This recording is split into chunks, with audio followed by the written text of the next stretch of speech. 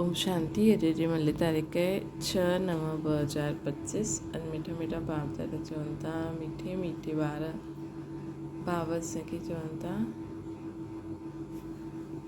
तव्हांखे यही चिंता रहे कि असां कीअं सभिनि खे सुखधाम जो रास्तो ॿुधायूं। सभिनि खे पतो पए कि उहो ई पुरुषोत्तम ठहिण जो संगम युग आहे। प्रश्न, तव्हां ॿार आपस में हिक ॿिए खे कहिड़ी मुबारक ॾींदा आहियो?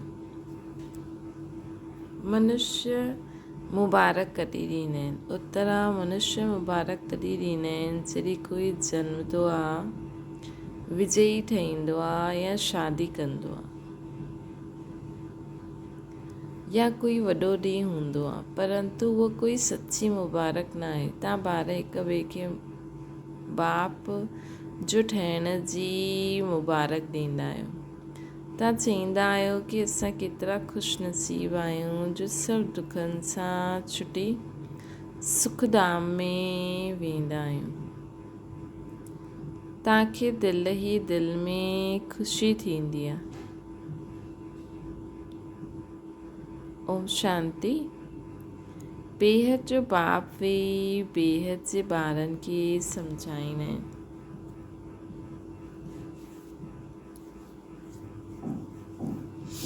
बेहद जो बाप वेही बेहद जे ॿारनि खे सम्झाईंदा आहिनि। हाणे प्रश्न उठंदो आहे, बेहद जो बाप केरु? हीअ त ॼाणंदा आहियो कि सभिनि जो बाप हिकु ई आहे, जंहिंखे परम पिता चइबो आहे। लेकिन बाप खे परम पिता न चईंदासीं। लौकिक बाप खे परम पिता न चईंदासीं। ये त ॼाणंदा आहियो सभिनि जो बाप हिकु ई आहे, जंहिंखे परम पिता चईंदा आहियूं। लौकिक बाप खे परम पिता न चईंदासीं। परम पिता त हिकु ई आहे न। उन्हनि खे सभु ॿार भुलिजी विया आहिनि। इन करे परम पिता परमात्मा जो दुखहर्ता सुखकर्ता आहे। उन्हनि खे तव्हां ॿार ॼाणंदा आहियो कि बाप असांजे दुख कीअं हरनि था। परम पिता परमात्मा जो दुखहर्ता सुखकर्ता आहे। उनखे तव्हां ॿार ॼाणंदा आहियो कि बाबा असांजा दुख कीअं हरनि था। छो जी उहो ई असांजा दुखहर्ता सुखकर्ता आहे।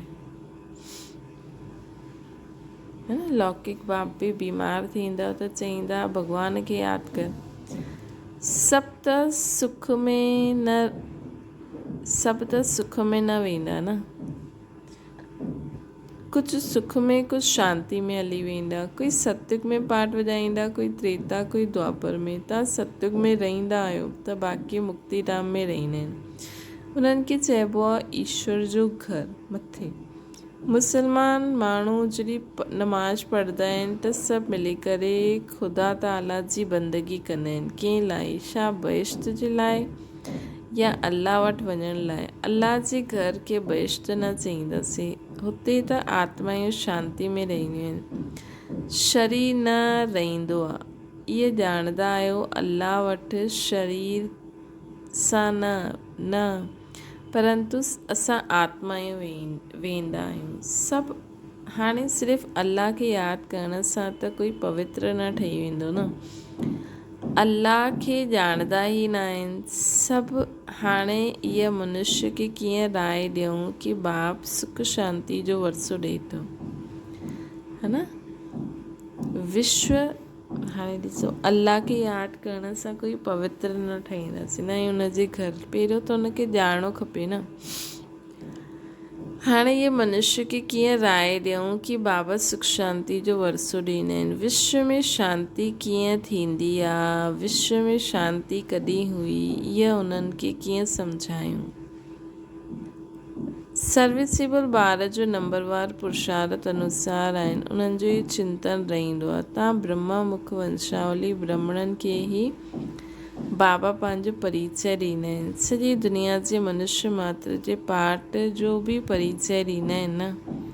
हाणे असांखे सभु कुझु पतो आहे। संगम युग ते सभु कीअं कीअं पाठ वॼाइनि था। हाणे असां मनुष्य मात्र खे बाप ऐं रचना जो परिचय कीअं ॾियूं। बाप सभिनि खे चईंदा आहिनि पंहिंजे खे आत्मा सम्झी मूंखे यादि करो त ख़ुदा जे घर हली हलंदा। गोल्डन एज अथवा बहिश्त में सभु त वेंदा न, हुते त हूंदो ई आहे हिकु धर्म, बाक़ी सभु शांति धाम में हूंदा। हिन में कोई नाराज़ थियण जी ॻाल्हि न आहे। मनुष्य शांति मांगदा आहिनि, उहा मिलंदी ई आहे अल्लाह अथवा गॉड फादर जे घर में मथे। मनुष्य जो शांति मांगदा आहिनि, आत्मायूं सभु ईंदियूं आहिनि शांति धाम सां। हुते पोइ तॾहिं वेंदा जॾहिं नाटक पूरो थींदो। बाबा ईंदा बि आहिनि पर दुनिया में सभिनि खे वठी वञण लाइ। हाणे तव्हां ॿारनि जी बुद्धि में आहे असां शांति धाम वेंदासीं पोइ सुखधाम ईंदासीं। इहा आहे पुरुषोत्तम संगम युग। पुरुषोत्तम अर्थात उत्तम ते उत्तम पुरुष। जेसिताईं आत्मायूं पवित्र न ठहनि तेसिताईं उत्तम पुरुष न ठही सघंदियूं। हाणे बाबा तव्हांखे चईंदा आहिनि मूंखे यादि करो ऐं सृष्टि चक्कर खे ॼाणो, साथ में दैवी गुण बि धारण करो। हिन समय सभी मनुष्य जा कैरेक्टर्स बिगड़ल आहिनि। नई दुनिया में त कैरेक्टर ॾाढा फर्स्ट क्लास हूंदा आहिनि।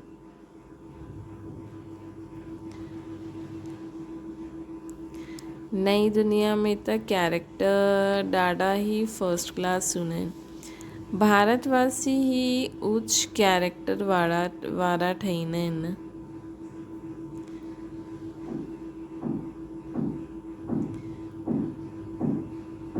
त पुरानी दुनिया में सभिनि जा कैरेक्टर बिगड़ल आहिनि, नई दुनिया में कैरेक्टर ॾाढा फर्स्ट क्लास हूंदा आहिनि।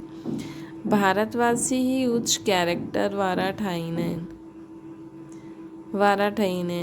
भारतवासी उन उच्च कैरेक्टर वारनि खे कम कैरेक्टर वारा अची करे मथो टेकंदा आहिनि, उन्हनि जे कैरेक्टर्स वर्णन कंदा आहिनि। इहे तव्हां ॿार ई सम्झंदा आहिनि न, किथे उहो उन्हनि जी महिमा उन्हनि शब्दनि खे भॻवानु सम्झी पूजनि था। बाबा त उन्हनि खे कैरेक्टर थो चवनि। हाणे ॿियनि खे सम्झायूं कीअं, कहिड़ी सहज युक्ति रचूं। इहा आहे आत्माउनि जो टेटियों नेत्र खुलणो। बाबा जी आत्मा में ज्ञान आहे। मनुष्य चईंदा आहिनि मूं में ज्ञान आहे, है न। बाबा जी आत्मा में ज्ञान आहे। मनुष्य चईंदा आहिनि मूं में ज्ञान आहे। इहे देह अभिमान आहे। इन में त आत्म अभिमानी ठहिणो।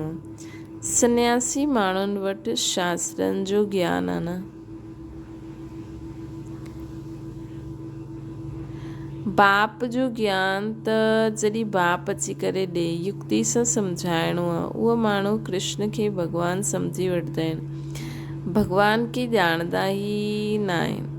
ऋषि मुनि आदि चईंदा हुया न असां न ॼाणंदा आहियूं, है न। उहो माण्हू त भॻवान खे ॼाणंदा ई न आहिनि। ऋषि मुनि आदि चईंदा हुया असां न ॼाणंदा आहियूं। सम्झंदा आहिनि मनुष्य भॻवान न थी सघंदो आहे। पहिरियों चईंदा हुया, हाणे त शिवोहम शिवम, मां ई असां ई भॻवानु आहियूं।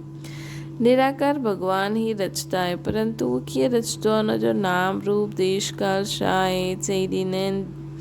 नाम रूप सां न्यारो आहे। एतिरो बि सम्झ न आहे कि नाम रूप सां न्यारी वस्तु कीअं थी सघंदी आहे, इम्पॉसिबल। अगरि चईंदा आहिनि पथर टिकर कचमच सभिनि में आहे त नाम रूप थी वियो न। कॾहिं छा चई ॾींदा आहिनि। ॿारनि खे ॾींहुं राति ॾाढो चिंतन हलणो खपे कि मनुष्यनि खे असां कीअं सम्झायूं। हीअ मनुष्य खां देवता ठहिण जो पुरुषोत्तम संगम युग आहे। मनुष्य देवताउनि खे नमन कंदा आहिनि, मनुष्य खे नमन न कंदा आहिनि। मनुष्यनि खे भॻवान अथवा देवताउनि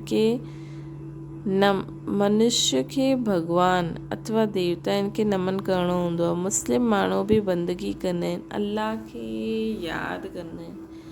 तव्हां ॼाणंदा आहियो उहे माण्हू अल्लाह वटि पहुची त न सघंदा आहिनि। मुख्य ॻाल्हि आहे अल्लाह वटि कीअं पहुचूं। पोइ अल्लाह कीअं नई सृष्टि रचंदा आहिनि। ये सभु ॻाल्हियूं कीअं सम्झायूं, हिन जे लाइ ॿारनि खे वीचार सागर मंथन करिणो पए। बाप खे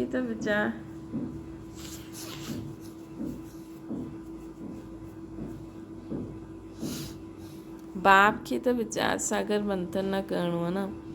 बाप वीचार सागर मंथन करण जी युक्ति ॿारनि खे सिखलाईंदा आहिनि।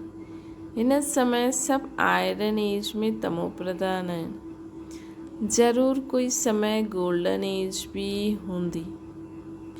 गोल्डन एज खे प्योर चईंदा आहियूं न। प्योरिटी ऐं इम्प्योरिटी सोने में खाद विझबी आहे। आत्मा बि पहिरियों प्योर सतो प्रधान आहे, पोइ हुन में खाद पइजंदी आहे।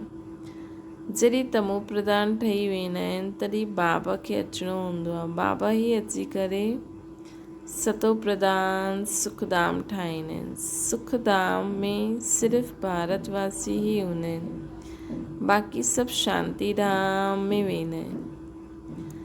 शांति धाम में सभु प्योर रहंदा आहिनि।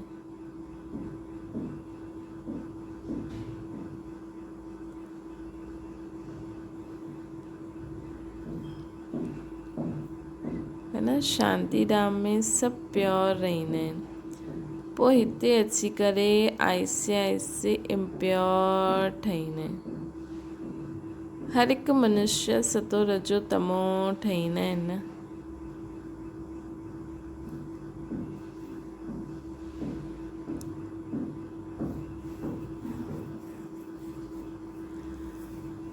हर हिकु मनुष्य सतो रजो तमो ज़रूरु ठाहींदा आहिनि। हाणे उन्हनि खे कीअं ॿुधायूं कि तव्हां हाणे अल्लाह जे घर पहुची सघंदा आहियो।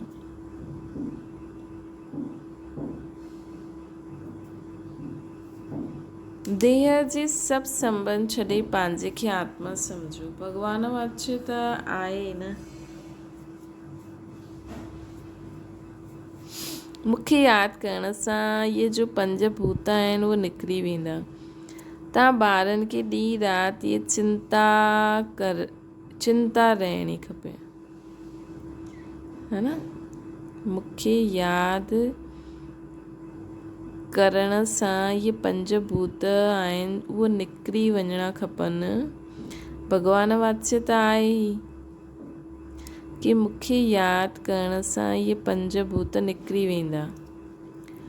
तव्हां ॿारनि खे ॾींहुं राति इहे चिंतन रहणो खपे। बाबा खे बि चिंता थी तॾहिं ख़्यालु आयो कि वञी करे सभिनि खे सुखी ठाहियां। साथ में ॿारनि खे बि मददगार ठाहिणो आहे। अकेलो त बाबा छा कंदा।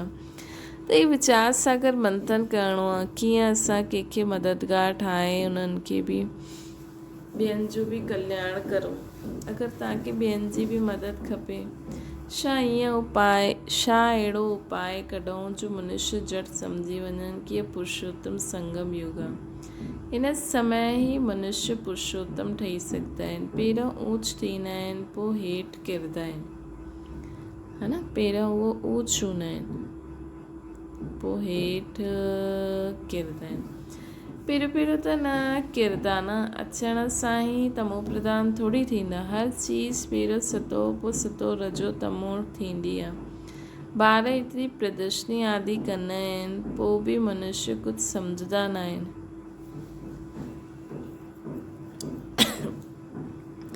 त छा उपाय करूं। भिन्न उपाय त करिणो पवंदो आहे न। उन जे लाइ टाइम बि मिलियो। फट सां त कोई संपूर्ण न ठही सघंदा आहिनि न। त फट सां माण्हू किरंदा, न ही फट सां संपूर्ण ठहींदा। चंद्रमा थोरो थोरो करे आख़िर संपूर्ण ठहींदो आहे। असां बि बाबा चवनि था कि तमो प्रधान फट सां त न ठहींदा न।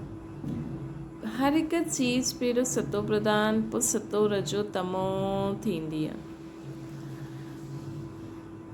ॿार एतिरी प्रदर्शनी आदि कंदा आहिनि, पोइ बि मनुष्य कुझु सम्झंदा न आहिनि। त छा उपाय करो, है न। भिन्न उपाय त करिणो पवंदो आहे न। उन जे लाइ टाइम बि मिलियो आहे। फट सां कोई संपूर्ण न ठही सघंदो आहे। चंद्रमा थोरो थोरो करे आख़िर संपूर्ण ठहींदो आहे।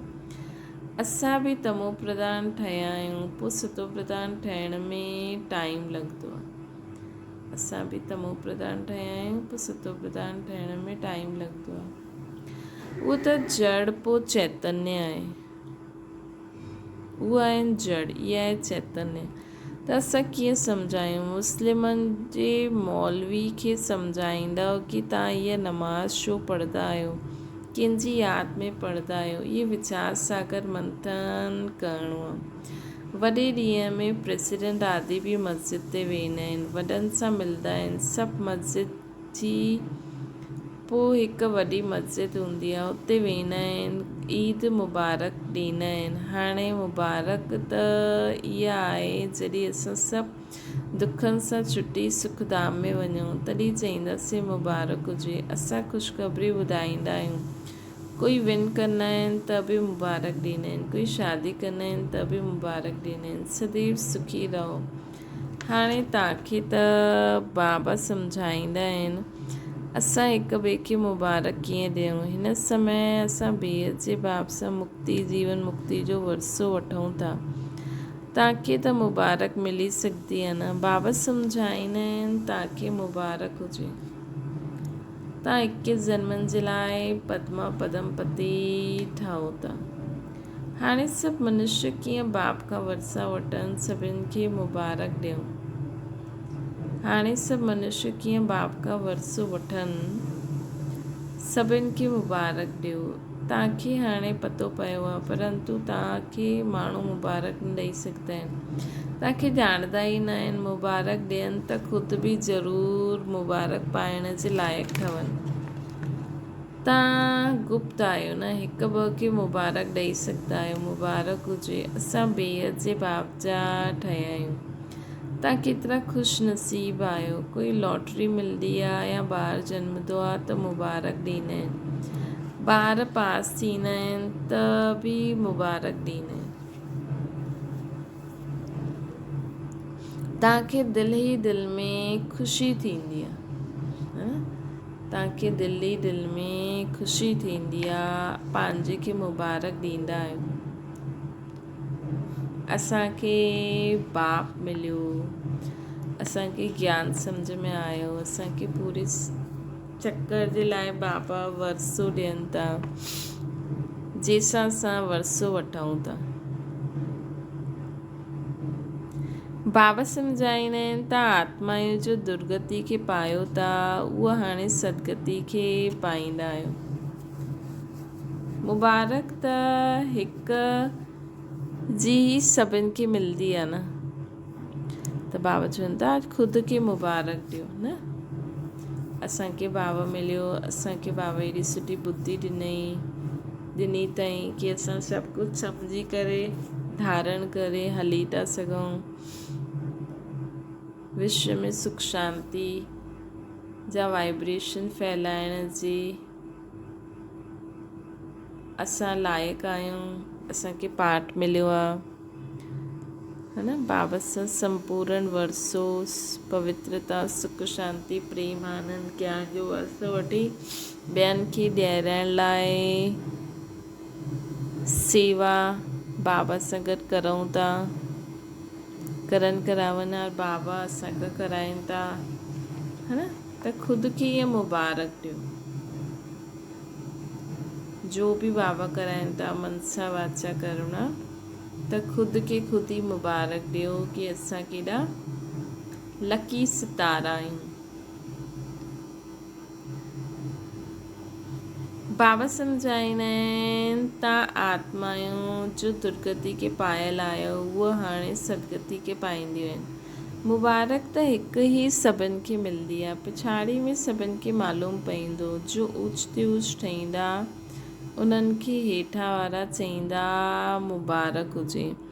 बाबा सूर्यवंशी कुल में महाराजा महारानी, तव्हां सूर्यवंशी कुल में महाराजा महारानी ठहींदा, मुबारक हुजे।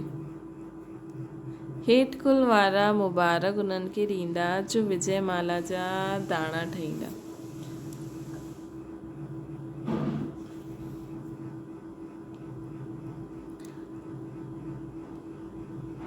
जो पास थींदा उन्हनि खे मुबारक मिलंदी, उन्हनि जी ई पोइ पूजा बि थींदी। आत्माउनि खे मुबारक हुजे जो ऊच पद पाईंदा आहिनि। पोइ भक्ति मार्ग में उन्हनि जी पूजा बि थींदी आहे। मनुष्य खे पतो न आहे कि पूजा छो कंदा आहिनि, त ॿारनि खे चिंता रहंदी आहे कि कीअं सम्झायूं।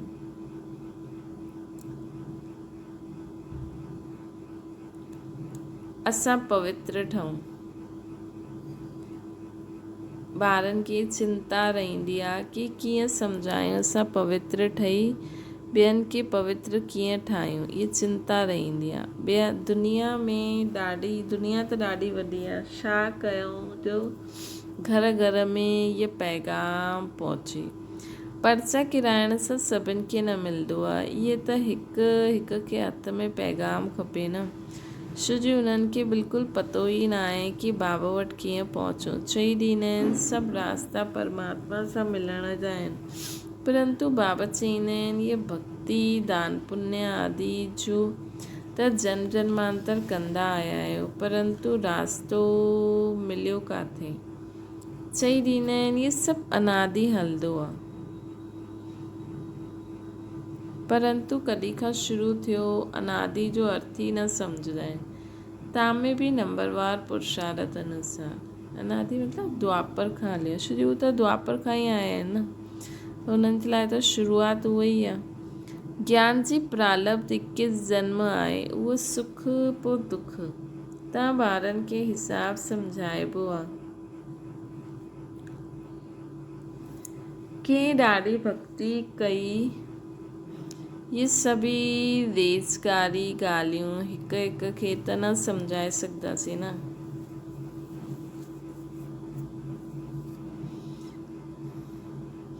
छा करूं, कोई अख़बार में विझूं, टाइम त लॻंदो।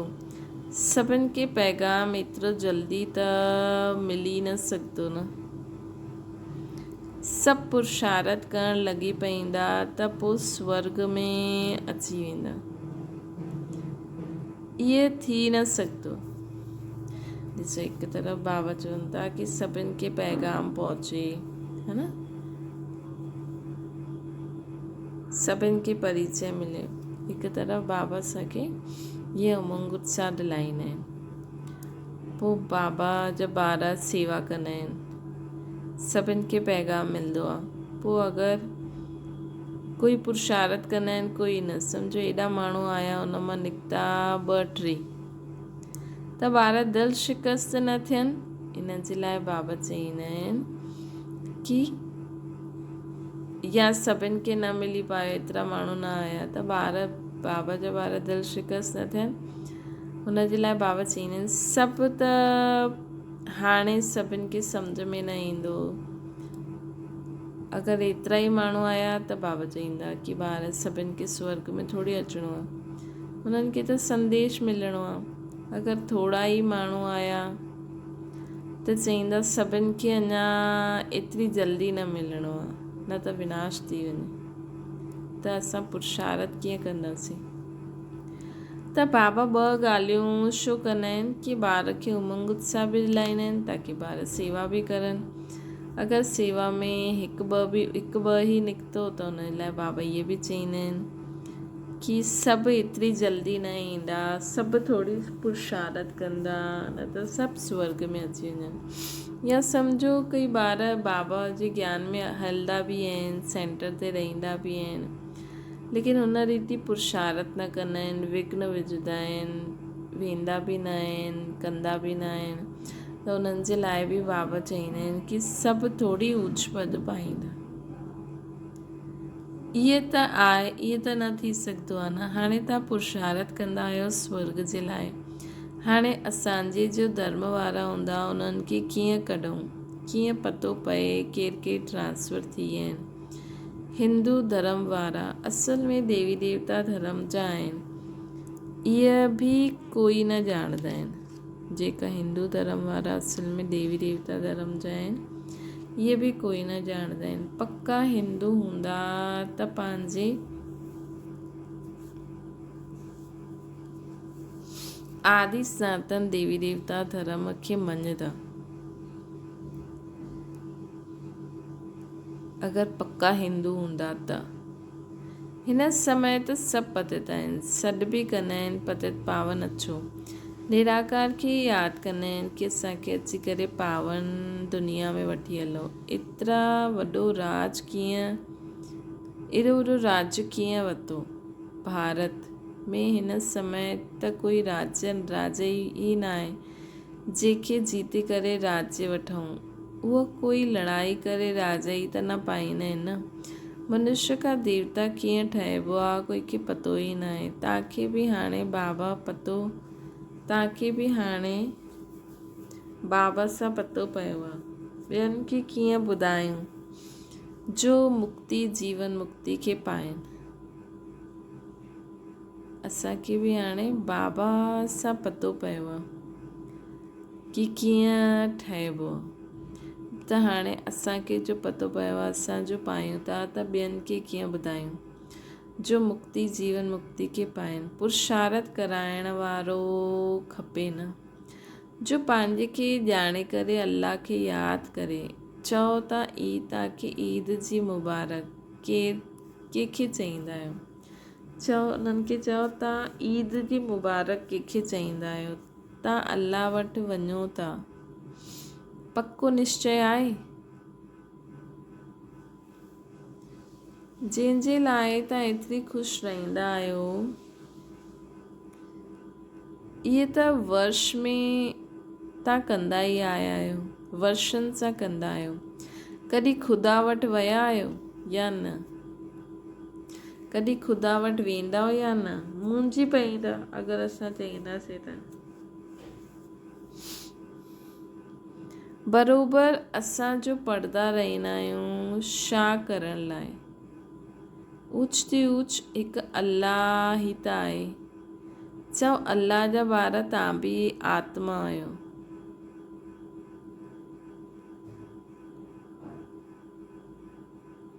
आत्मा चाहींदी आहे कि असां अल्लाह वटि वञूं। आत्मा त पहिरियों पवित्र हुई, हाणे पतित थी आहे। हाणे इनखे बहिश्त त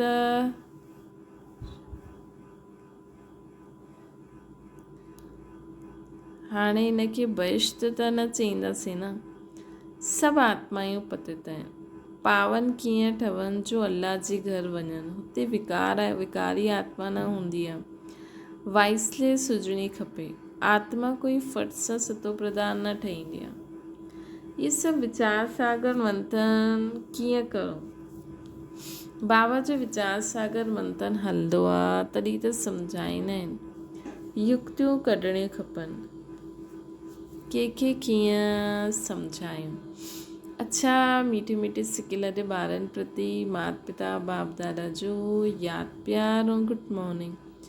रूहानी बाप जी सभिनि रूहानियुनि ॿारनि खे नमस्ते। असांजी बि रूहानी माता पिता बाप दादा खे यादि प्यार गुड मॉर्निंग ऐं नमस्ते। धारणा जे लाइ मुख्य साथ, जीअं बाबा खे ख़्यालु आयो कि मां वञी करे ॿारनि खे दुखनि सां छुड़ायां, सुखी ठाहियां, ईअं बाप जो मददगार ठहिणो आहे। घर घर में पैगाम पहुचाइण जी युक्तियूं रचणियूं आहिनि।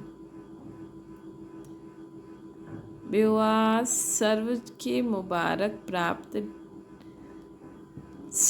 मुबारक प्राप्त करण लाइ विजय माला जो दाणो ठहिण जो पुरुषार्थ करणो। पूज्य ठहिणो आहे। सर्व जी मुबारक प्राप्त करण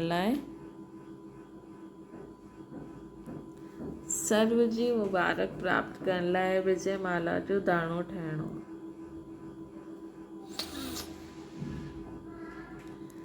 है न। पूज्य ठहिणो। वरदान करणहार करावनहार जी स्मृति सां लाइफ जी ताज़दारी ठाहो। मां निमित कर्म योगी करणहार आहियां। करावनहार बाबा आहे। अगरि ये स्मृति स्वतः रहंदी त सदा लाइट जे ताज़दारी व बेफ़िक्र बादशाह ठही वेंदा, है न। मां निमित आहियां करम योगी, करनहार आहियां करावनहार बाबा आहे। अगरि ये स्मृति स्वतः रहंदी त सदा लाइट जे ताज़दारी व सदा बेफ़िक्र बादशाह ठही वेंदा। बस बाबाओं मां टियों कोई न, इहा अनुभूति सहज बेफ़िक्र बादशाह ठाहे ॾींदी आहे। त ईअं बादशाह ठहींदा आहिनि जो उहे ई माया जीत, कर्मेंद्री जीत, प्रकृति जीत ठही वेंदा आहिनि।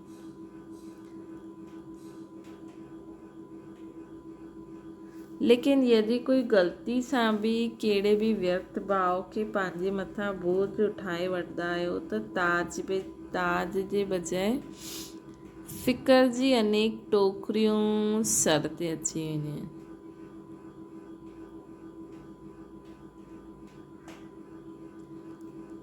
है न। त कोई भी व्यर्थ भाव जे कारण कोई भी पंहिंजे मथां बोझ न वठो। सुठो व बुरो कुछ भी करो, बाबा खे यादि करे, बाबा खे ॿुधाए करे बाबा सां गॾु करो। सुठो थियो त बि बाबा जे मथां, बुरो थियो त बि बाबा जे मथां। बाबा ॼाणे, बाबा जो कमु ॼाणे। स्लोगन आहे, सर्व बंधननि सां मुक्त थियण लाइ दैहिक नातनि सां नष्टो मोह ठहो। दैहिक नातनि सां नष्टो मोह ठहो। अव्यक्त इशारो, योग में जॾहिं सभु संकल्प शांत थी वेंदा आहिनि, हिकु संकल्प रहंदो आहे बाबाओं मां, इन खे ई पावरफुल योग चईंदा आहियूं। बाबाओं मां, इन खे ई पावरफुल योग चईंदासीं। बाबा जे मिलण जी अनुभूति जे सवाइ ॿिया संकल्प सभु समाइजी वञनि, तॾहिं चईंदासीं ज्वाला रूप जी यादि जंहिंसां परिवर्तन थींदो।